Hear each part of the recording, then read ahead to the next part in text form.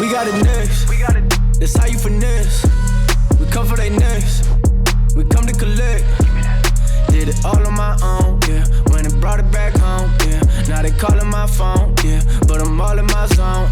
Behind me is the 2024 Lexus GX550 Overtrail Plus. We all know this thing is a beast off-road. We've seen the videos, but the question is, what is it like to live with on a daily basis? Is this a good vehicle to buy? And can it live up to the reputation of the previous generation Lexus GX460? Tell them reset, when they're at their best. We still not impressed.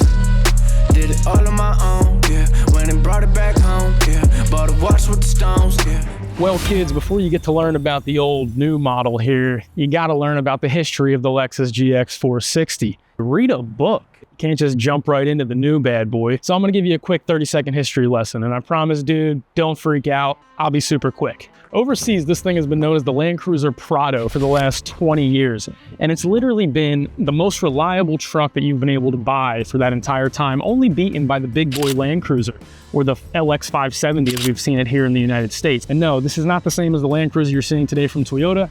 That thing's not a Land Cruiser, that's a Prado.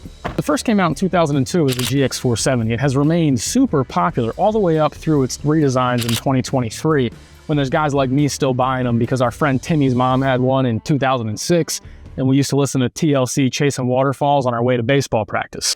And people have also been chopping and modifying these things since the dawn of time. There's really nothing cooler than a GX460 that looks like a mom-mobile and a monster truck had a baby.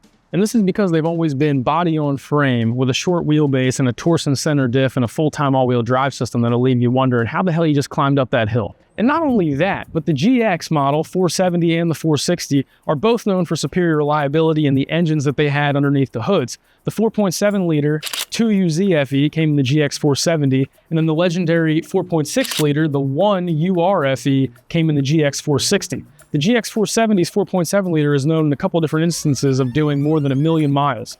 Pretty impressive. And they weren't just known for their off-road prowess. They were also known for being some of the most quiet and comfortable family vehicles of all time.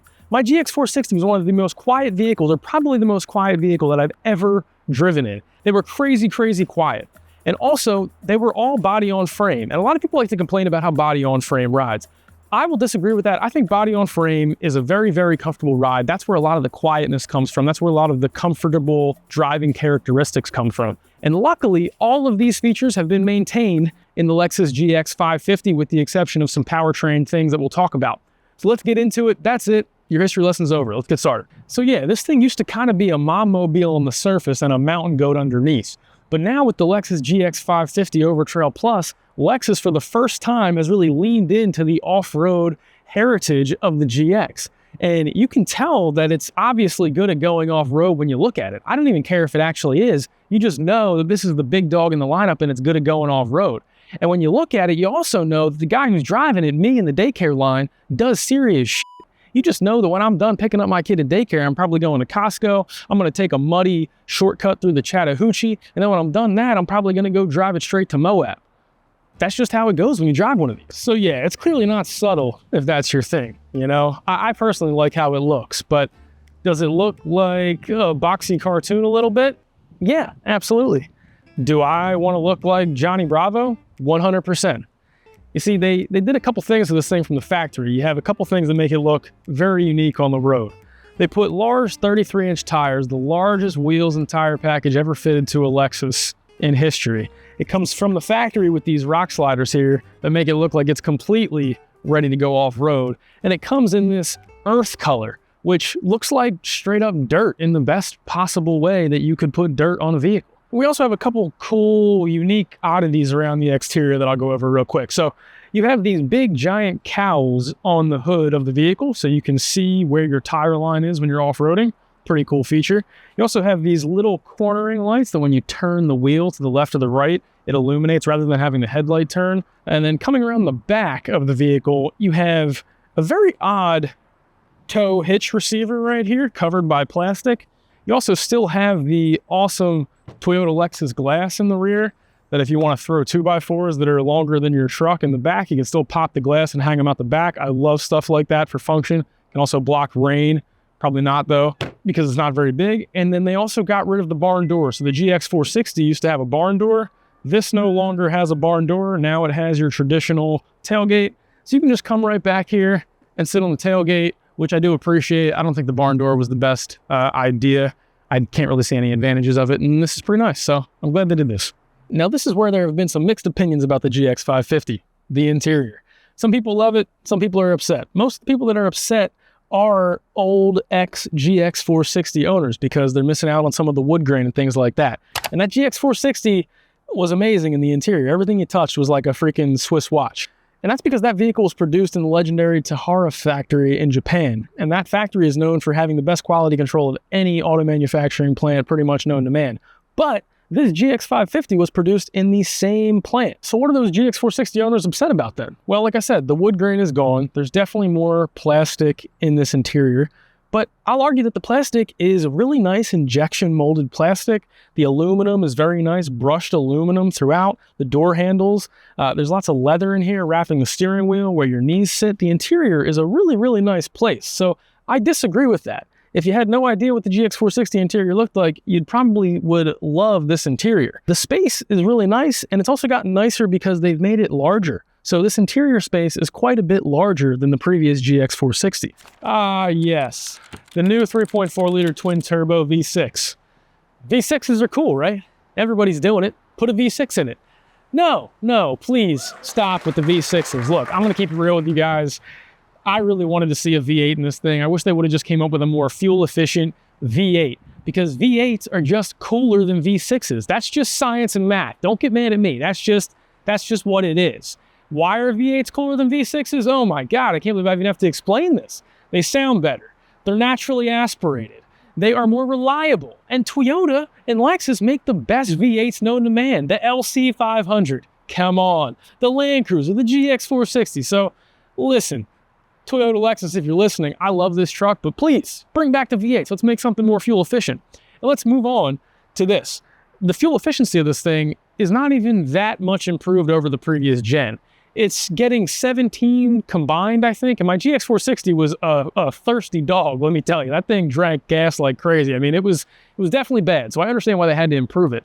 But I know that they could have improved it with a more fuel-efficient V8. There's a lot more fuel-efficient V8s out there. The Ford Coyote V8, for example, is way more fuel-efficient than the 4.6-liter that was in my Lexus. So if they could just come up with a reliable, fuel-efficient V8, that would be the best of both worlds.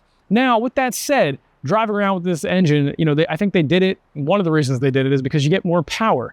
And I will say that if I was like Men in Black brain wiped real quick and I never knew of the Toyota V8s of the past, I would actually like this thing. This engine is actually a good engine. I do think that they will work out the reliability kinks over time because there have been some reliability kinks, none for this vehicle, but in other vehicles they have had some.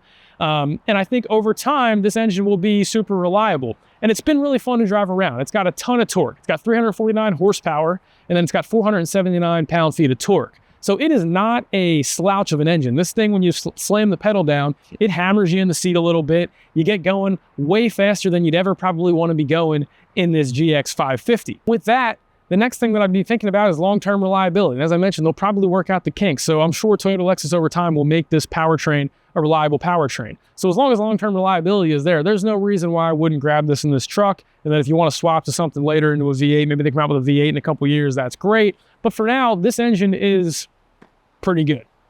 All right, Lexus GX550. Let's give it the beans.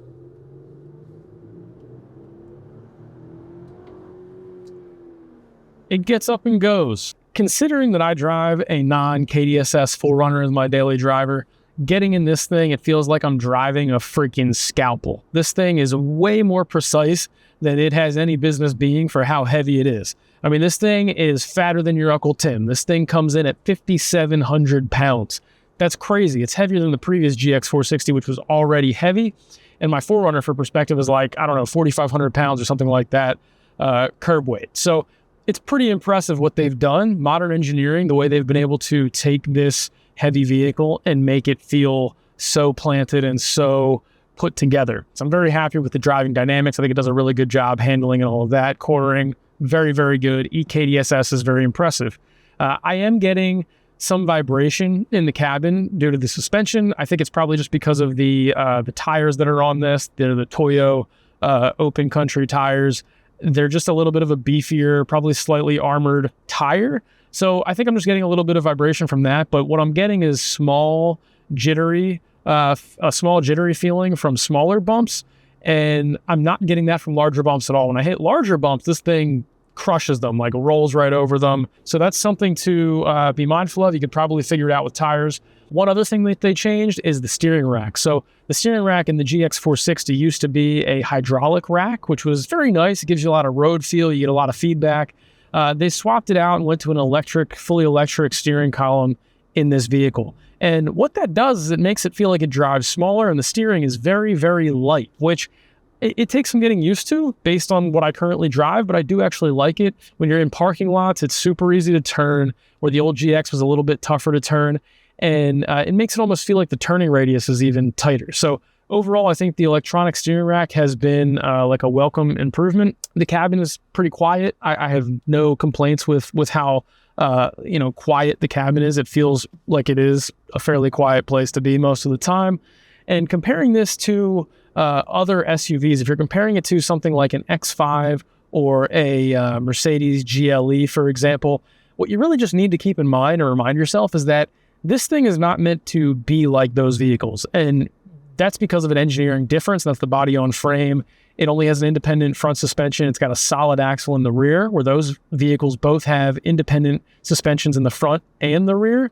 So what you lose when you make that swap to a body on frame with a solid rear axle is a little bit of handling and cornering and, more of that race car feel that you get in an X5 and a GLE. What you gain is the off-road prowess. So an X5 off-road is not going to be nearly as capable as this thing on large bumps. If you know that that's what you want and you like that floaty body on frame feel, you're going to love this vehicle. But if you want to be, Charles Leclerc around the track and you want to be super sporty, then you should get an X5, hands down, if that's what you're looking for. If you, on the other hand, think of yourself as more of an adventurous Matthew McConaughey going to the Oscars kind of vibe, a little bit more of an adventurous vibe, you should get one of these. It's a much more adventurous vehicle, and it feels that way. It's got a little bit more of a rugged personality to it. And one last thing that I would keep in mind if you're considering buying this vehicle is that it's got very, very good adaptive driving assist features. So it looks at your eyes while you're driving. It'll tell you if you're looking away. It also automatically will brake when you're at low speeds if it detects a vehicle is getting too close,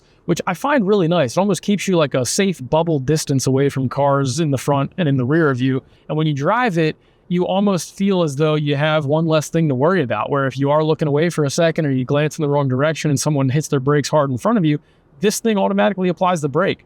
Earlier today, it even automatically applied the brake when I was going through a windy, downhill, curvy road, which is pretty incredible that it does that. And look, you can turn it off if you don't want it, and that's fine. But I've left it on, and it's actually pretty good when you're just trying to drive and you're not trying to push the limits or anything like that, which you shouldn't be pushing the limits in this thing on the road anyway. So it's very, very welcome. Overall, I really have enjoyed the driving experience of this thing. It's a pleasure to drive. It's definitely different from what we're used to in the GX460. But with that, again, I think Lexus over time will optimize and make this a great vehicle. And if you're looking for a really comfortable, off-road capable, luxury SUV today, I think this is probably the best that you can buy on the market right now. All right, so finally, what do I think? Let's wrap this up. And to wrap it up, I want to get to the price. We haven't talked about the price. This thing is about $83,000. Holy crap, inflation is getting out of hand, people. Listen, this thing is a lot of truck, a lot of bang for your buck. I would say you get a maximum off-roader out of the box. But with that said, holy crap, 83 grand is a lot of money. So with this overall price tag, I will say you got to keep that in mind when you're thinking about this thing. Look, I think Toyota-Lexus with this redesign, they have absolutely nailed it and crushed this redesign. I know I've been critical. Everybody's been critical. But seriously, they could have ruined the GX460. And it had such a big reputation to live up to that they are advancing it and progressing it and evolving that heritage forward, which I really do appreciate. They have to take risks, guys. They can't get everything right the first time. And I don't think they did get everything right, but they've done so much well. The design element of this thing is spot on. It looks incredible in every single trim. You got the off-road trim, you got the luxury trim, you got the premium trims. all over the gamut, wherever you want to be. If you want to be understated, overstated, luxury, you're good to go. So they crushed it there. I think drivability, this thing's great. They retained the off-road capability. It's rugged and precise. It does a lot of things well. The only thing that I'm unhappy about is the V8, and I wish they would figure something out to bring a V8 back, and you know, maybe they will, maybe they won't, but we'll see. So overall, I definitely would consider buying one of these if I had the money. Now the question is, does it beat the GX460? And if you're looking for a car or a truck, what should you buy in the market? Should you buy a GX460, a CPO GX460, or GX550? Well, here's the deal. Depends how much money you have, man. If you have a lot of money and you want to buy an $83,000 SUV, you should buy this. I mean, I think there's no reason not to buy it. Now, if you don't have a lot of money, but you still really have a lot of money because there's still $40,000 to $50,000, because again, inflation is crazy, you should buy a certified pre-owned 2022 to 2023 GX460. And I think that's the sweet spot. I would go for that mid redesign in 2022 where they refresh the infotainment. You can pick those up for 40 to 50K all day, and they are completely awesome, reliable, comfortable vehicles. I owned one. It was my favorite vehicle that I've ever owned to date. So do with that what you will. I hope that you found this review helpful. If you did, please subscribe to the channel, and I'll catch you in the next video, all right? Peace. Hop out the Sprinter and shoot us a movie. We pull up to Paxton and get us some jewelry. Rocking the newest, but that shit ain't new to me. Watch how I do it, you think that it's two of me. They just be fluffing and that shit is foolery. Coolin', but that shit ain't cool to me. I'm as hot as it gets. Yeah, they not on the list. Took a shot of success. Hit nothing but net. Yeah. Said they hit the rim, changed up my number and took out the SIM. I'm on my hustle, I'm back in the gym. I can be humble or I could go in. I go for the win. We got it next. This how you